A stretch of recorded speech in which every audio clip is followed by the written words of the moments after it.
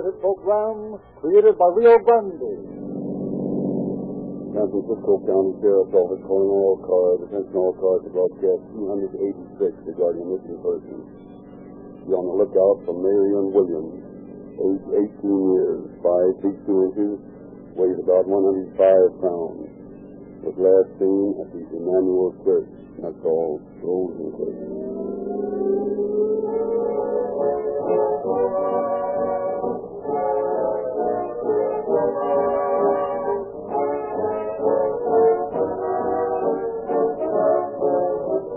Mr. Lindsley, why is this all-purpose quality of the new Rio Grande cracked gasoline so important? Well, which would be better? To saddle your automobile with half a dozen gas tanks, each one carrying a fuel serving one purpose, or to have only one gas tank filled with a gasoline embodying a scientifically perfect blend of all ingredients essential to meeting every requirement? I understand. Other gasolines have some of these ingredients in varying proportions, but all-purpose Rio Grande cracked has twice as many as ordinary motor fuel, and they're so skillfully combined in the new Rio Grande crack that it's always ready to meet any type of emergency demand. Many thousands of our friends found out all they wanted to know about all-purpose Rio Grande cracked gasoline during the past week, and are in full agreement with drivers of police cars and fire engines in all parts of the state who made their private tests before our public announcement that this amazing new gasoline is the all-purpose motor fuel of the West.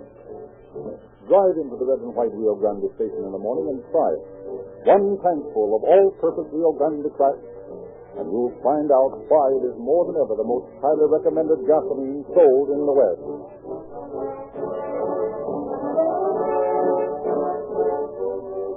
The facts around which tonight's Calling All Cars program has been written were taken from the confidential files of the Sheriff of San Francisco County.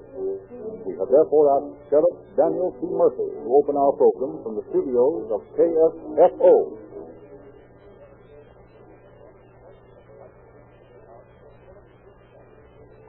Good evening, ladies and gentlemen. The story we are to hear tonight is one that has long been famous in California. At the time of its solution, it attracted nationwide attention for the brilliant work which law enforcement officers did in bringing the criminal to justice. The methods of police officers have changed with the times, and more modern equipment makes the work of the law enforcement officer less difficult.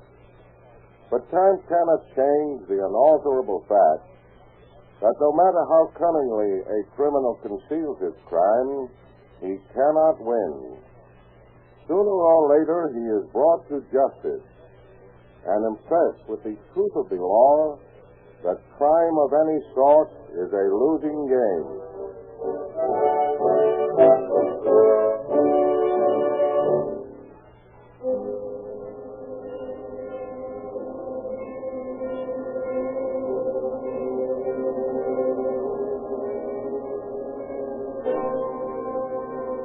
1895. An early April twilight fell over the Mission Dolores section of San Francisco.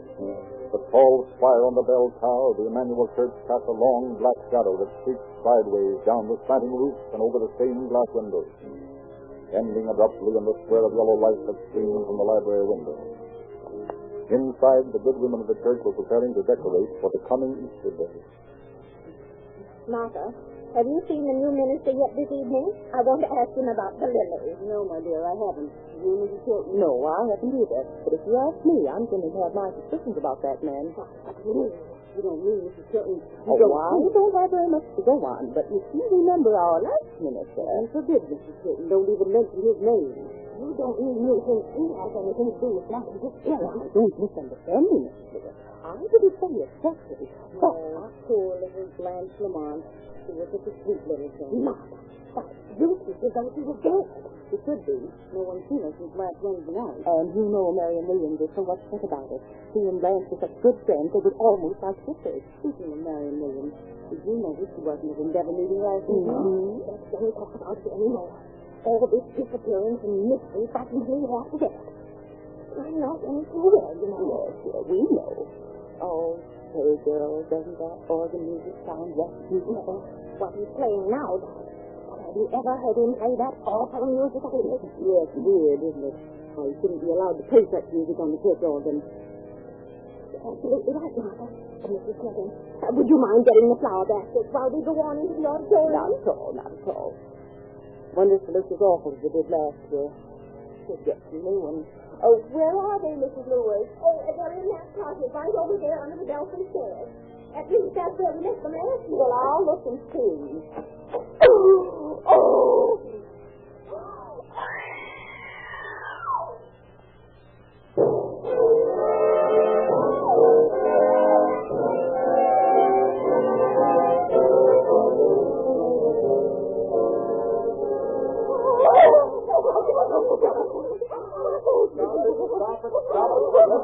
What's the matter? Be quiet, all of you. Be quiet. Now, Mrs. Shelton, what's the matter in here? Oh, Mr. Olsen. Jesus, man. Marion Williams. Marion Williams? Yes. Yes, and she's dead.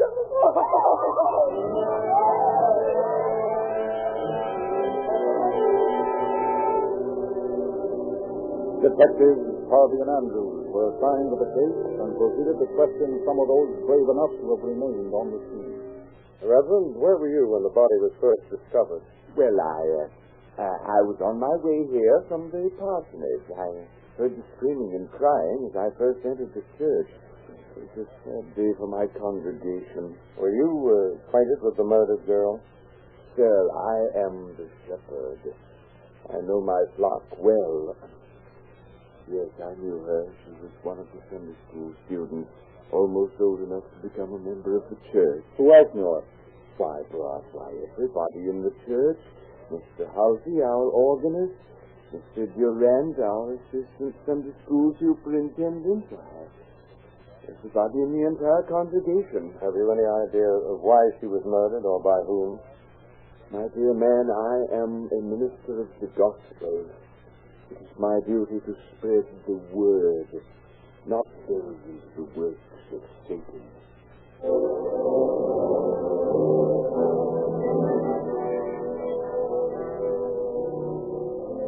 On through the hours of that early spring evening, Harvey and Andrews plied their questions and received an answer only a maze of tangled facts and fancies. Finally, with no real evidence other than that found on the murdered girl and the fact that she had been strangled by a left-handed person, Harvey and Andrews decided to wait until the next day to complete their search, feeling that important clues might be overlooked in the darkness. As the first rays of the morning sun touched the stained glass windows where the shadow of the church spire had fallen the evening before, Detectives Harvey and Andrews began a careful search of the church, while high above them the bells in the towers joined in the paean of triumph to the risen faith. Oh, there you are. Yeah, who are you? We're detectives. Who are you? I'm the sexton of this church. You're all through ringing those bells? Ringing those bells, indeed. I'll have you to know I was saying the Easter morning chime. No, I beg your pardon. I meant if you were finished, we wanted you to help the church with building. And why didn't you say so, then? You want to start at this floor? Yeah. Where do these stairs go? Up to the gallery. There's more up there going up to the bell tower. Well, that's about the only place left, so come on. The door to the bell tower is right over there. Yeah. Hey, look there. The handle's broken off. Andrews, see if you can get it open. All right, Harvey. Not think there's anything with it. It's locked. You got a key to this door section? No, my key only fits the front door. And why do you keep the church doors locked? Well, of course we do. Thief's no respecter of a holy edifice. Well, who has the keys to the church besides you? Mr. Halsey, the organist, has one. Mr. Durant has one to the side door, and our pastor has a complete set. Do you ever use the side door? Never. I have to lock up when I leave, and I always use the front door. Who has a key to this door? I don't know. Say, Harvey, all this talk isn't getting this door open. Well, I hate to do this, especially in the church, but I guess there's nothing else to do but break it down. All right, Andrews. There we go. 1, 2, 3. All right, 1, 4. Yeah. Now, what's your step? Here's a kind of steep. It's kind of dark in here, isn't it? There's a trap door just up there above you. That's why it's so dark in here. It's shut. Seems to me you know quite a bit about this cell tower. Now, listen, I helped to build this church. Does that answer your insinuation? No harm, man. No. Hey, what's the matter? Bumped my head on the trap door. Need any help to get it open? No. I think it's locked. There. I see a little better. Come on up. See anything, Harvey? Went over this way. Good Lord. What is it? Look over there. Lord have mercy on us. It's Black Lamont. Oh.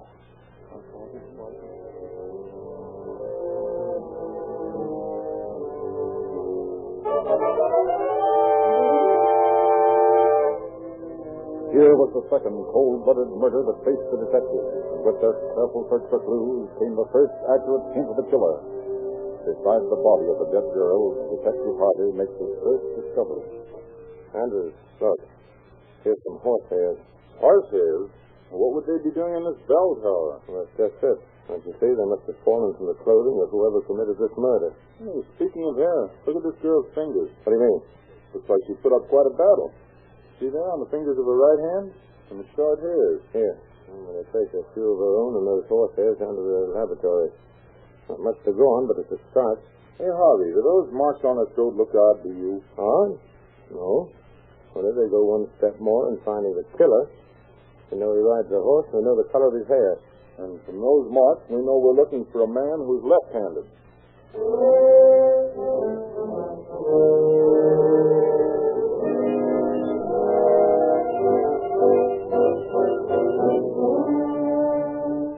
The following day, a package was sent to Miss Lamont's aunt, containing 3 rings that belonged to her missing niece.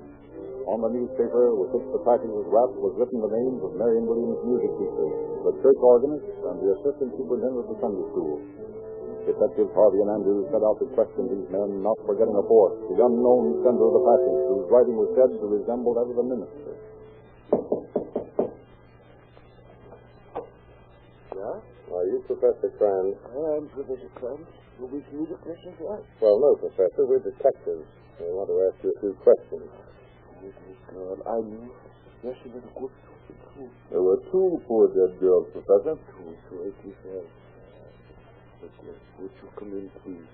I am this day is past 72 years, and this star is 10 days old. Won't you come in, please? Well, no, Professor. Just one more question. Can you account for your whereabouts for the past week? Yeah, I was right here in my house. Now I cannot walk so good. I never go out no more. You own a horse and buggy? No more. But once I did, it was a beautiful horse. Well, thank you, Professor, for answering our questions. And congratulations on your birthday. Gentlemen, good evening. Well, Andrews, I guess that just about eliminates him. I reckon it does. But let's have another talk with that minister. I think maybe he can add something. Reverend, you have keys to the church. Yes, I have keys to every door. You have a key to that little door leading off the balcony to the bell tower? Certainly. It's a very ordinary lock. Any skeleton key will fit it. There was no reason for you gentlemen to break it down. Well, you forgot that the handle was broken. But never mind that for now. But do you own a horse? No, I do not. You ever ride a horse? Well, I have ridden, but not lately. You see, the limited wealth of my present congregation does not allow me to afford that luxury. Reverend. Yes. Here's a brand new comb. Would you mind running it through your hair? Well, I'm sure I don't see your point, gentlemen, but if it will oblige you. Yeah. Thank you, Reverend. Now, if you'll just sign this little paper giving us permission to go through the church at any time. Well, you seem to have been doing that already, but if it will help you. Here, give it to me. There you are. No, I see no sense to it. Now, is there anything else? Yes, one more thing. There's a pair of shoes I picked up in your study. Are they yours? Yes, they're mine, some old ones. Well, I'm going to take them to headquarters. I'm curious about these brown stains on them. Gentlemen, many trials and tribulations have fallen my lot. These are turbulent days, but you two would try the patience of Job. Good day. Looks like we kind of ruffled his feathers a bit. Well, anyway, we got what we wanted. Now let's look up Mr. Halsey, the church organist. Now, Mr. Halsey, where were you during the afternoon of April 3rd? I was at the church practicing on the organ. Were you acquainted with the two murdered girls? Yes, I knew them both. Do you own or ride a horse? I don't own one, but I do ride occasionally. Hey, would you mind running your hand through your hair? Yes, thank you. Now let me see your hand. Why are you taking those loose hairs? I'm making a collection. Mr. Halsey, we want you to sign it for stating you went to church on the afternoon of April 3rd. Thank you.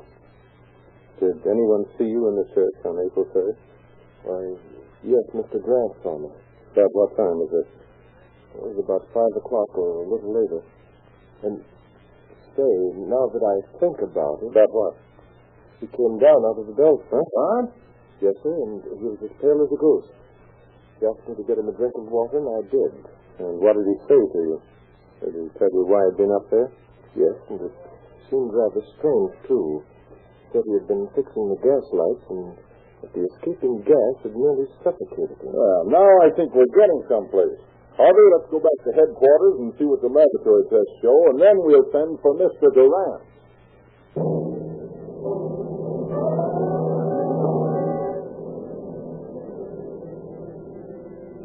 What disappointment awaited the two detectives, for the laboratory tests proved that the various samples of hair collected did not match the hairs taken from the Lamont girl's fingers.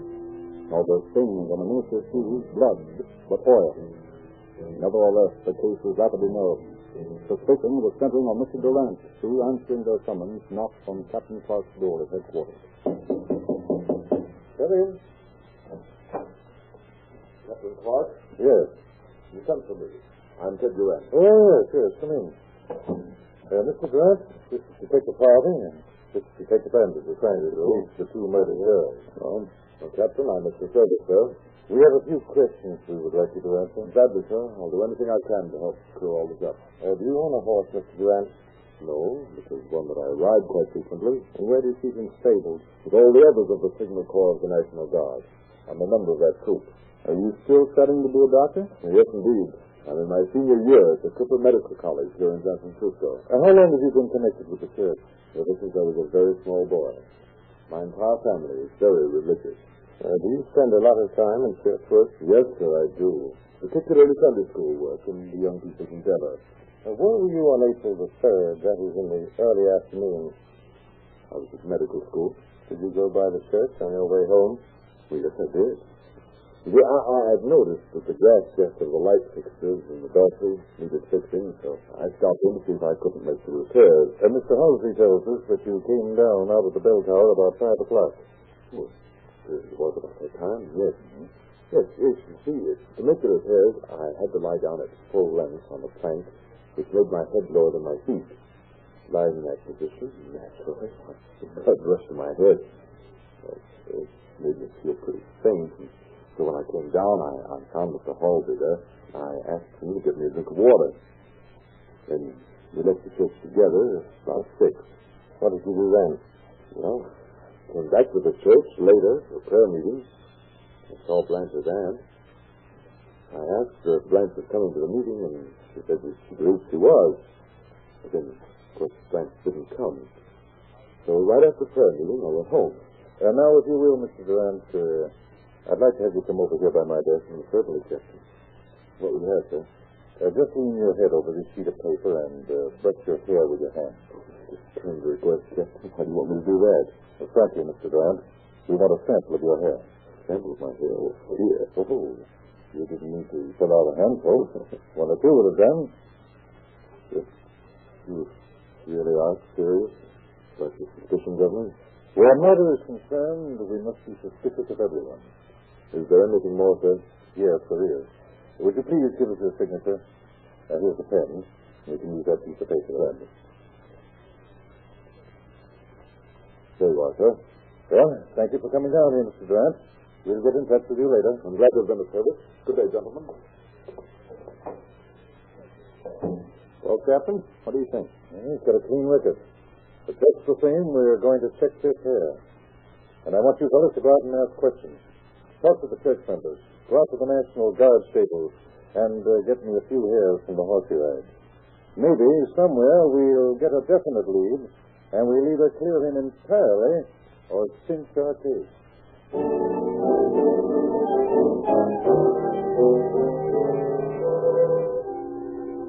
While Detective Harvey went in search of Durant's horse, Andrews called upon church member after church member, finding in the amazing amount of conversation they were willing to divulge only one fact of importance. Durant was late for that Friday night endeavor meeting and was seen to enter the washroom before joining the others. At the stables of the National Guard, Detective Harvey quickly found the horse ridden by Ted Durant and secured a sample of hair. Reporting back to headquarters, Harvey and Andrews are again in the office of Captain Clark. Boys, Durant's hair matches the hair found on the Lamont girl's fingers. He was late for endeavor meeting the night Marion Williams was killed, and he was in the bell tower the day Blanche Lamont was murdered. Pardon me for breaking in on you, Captain. Oh, it's all right, Simpson. What is it? The hair sample from Durant's horse matches the sample that was found in the bell tower, and none of the other samples did. Thank you, Simpson. Now, there's one more thing. Let's check and see if Durant really was at school on the afternoon of April 3rd.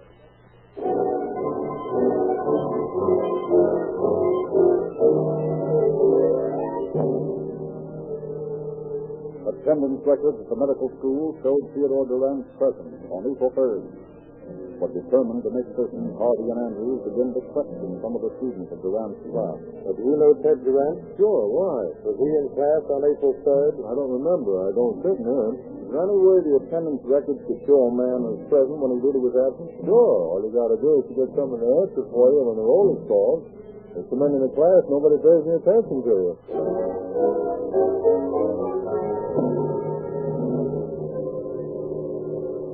Did you answer present for Ted Durant on April 3rd? No, sir. Did you answer here for Ted Durant on April 3rd? Nope.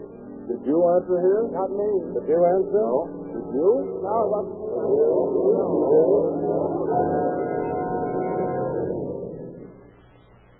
Did you answer present for Ted Durant on April 3rd? Well, yes. Why? Finally. After 62 others didn't. Well, just why did you answer for him when he wasn't there? He asked me to. He said he had something he wanted to do and didn't want his name to be marked down as absent. We all do it for each other now and then. What kind of a student is he? Well, just good grades, if that's what you mean. Is he going for athletics? Sure. And can he pitch a baseball? Why, you can put him over with either hand. You mean he uses his left hand as well as his right? Sure. He's going to make a good doctor. He'll be able to operate with either hand. He's really a fine example of ambidexterity. You may not know it, young fellow, but as you start your medical career, you just signed a death warrant.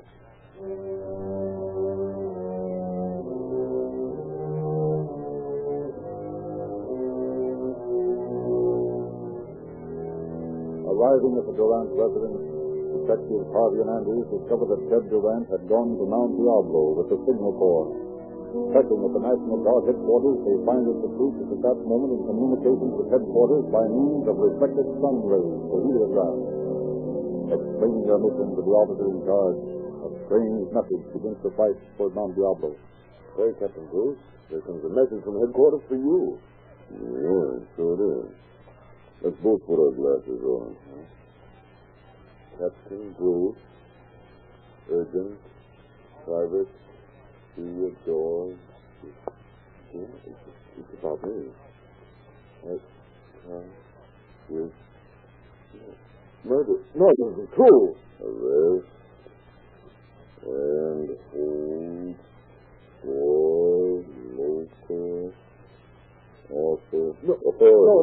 They must be playing a joke on me, Captain. It's not true. It isn't true. It's no joke, Durant. Those code signals at the end meant official orders. Oh, I'm innocent, Captain. That's not for me to decide. Private Durant, I place you under arrest.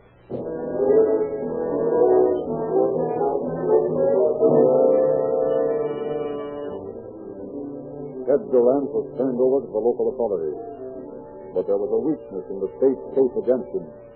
His denial of guilt was steadfast. No bloody clothing had been found, and there were no eyewitnesses. A confession was needed. Realizing that Theodore Durant possessed a triple personality, his virile association with the National Guard, his curious interest in the workings of the human body as evidenced by his choice of profession, and his moral attitude toward life gained through his religious training, Captain Clark placed him in solitary confinement, hoping the conflict of these personalities might cause him to break down. It's so dark. So still in here. Buck up, soldier. You're not afraid.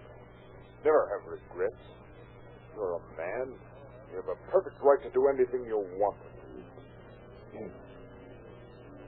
Yes. Yes, I am a man. Just like anyone else. Yes. You are a man. What's the mystery about it all? You know all about people. How they are. What they do. That's true. I do know. But I'm only human. Don't you remember the commandment? Thou shalt not kill. I do.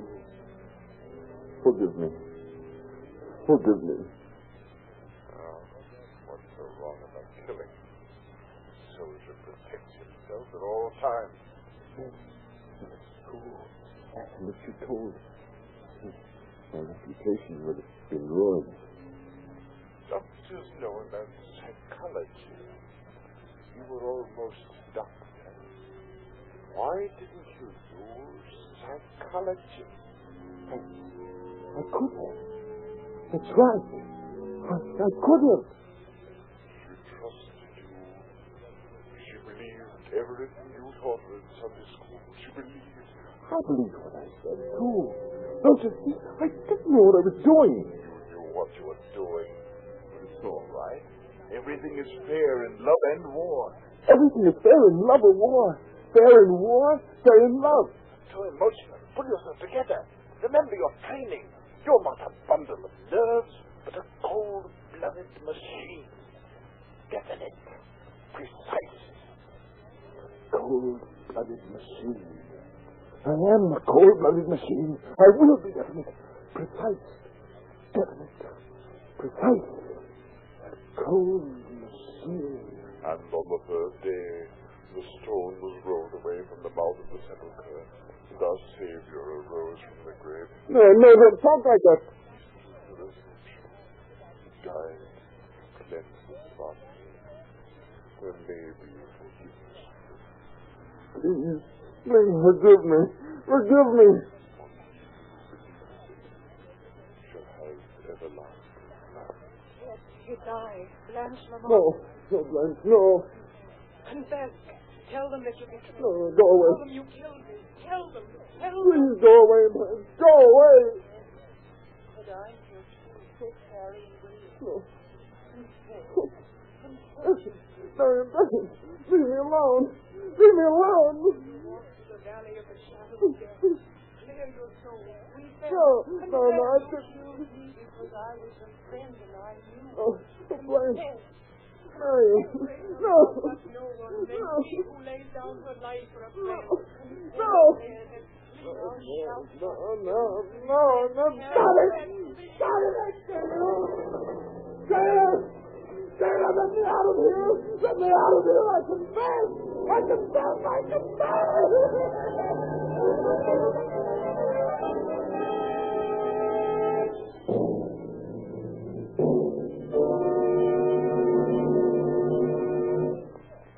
In just a moment, we will present the concluding facts regarding tonight's story. Friends, I want each one of you who haven't gotten around to it to visit the red and white Rio Grande station in your neighborhood, where you'll see the new posters proclaiming the new cracked gasoline with increased power. Treat your car to a tankful of this new all-purpose Rio Grande Cracked. When you experience the vast benefits of this amazing fuel, expertly combining twice as many vital ingredients as found in ordinary gasolines, then you'll know greater smoothness of operation, longer mileage, speed and power than you've ever known before. It's more than ever first in public service and preferred by those who know the most and use the most gasoline. Durand did not follow through with his desire to confess and take his punishment, but regained his composure and denied his guilt to the last. He was found guilty, however, and his sentence confirmed by the Supreme Court. His case proves again that crime cannot pay.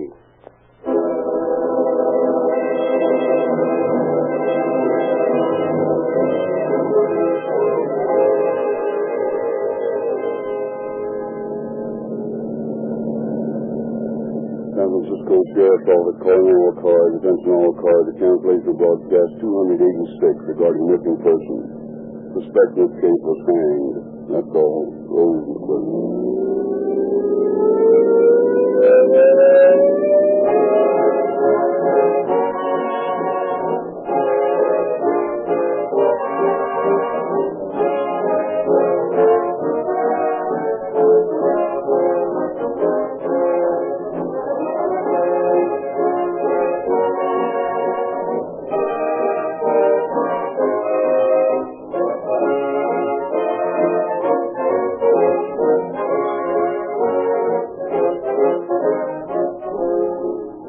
Narrator Frederick Lindsay, bidding you good night for Rio Grande.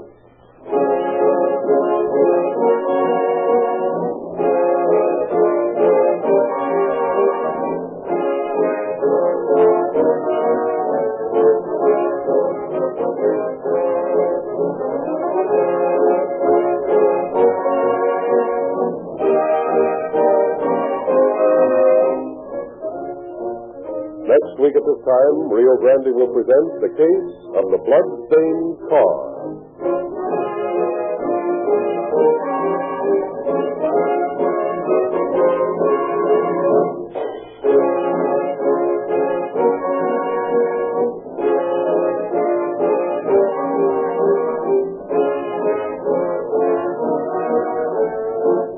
This is the Columbia Broadcasting System.